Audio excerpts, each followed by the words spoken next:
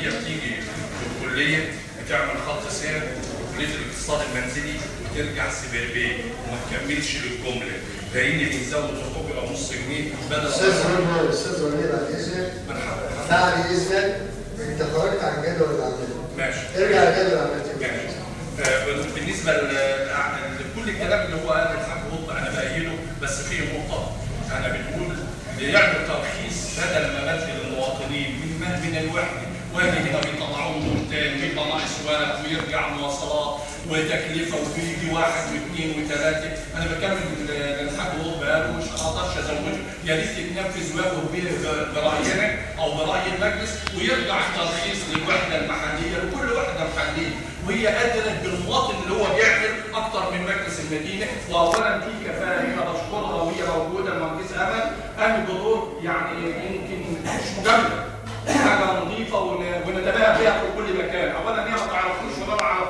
على انا سمعت، ويا ريت الترخيص يرجع للوحدات المحليه.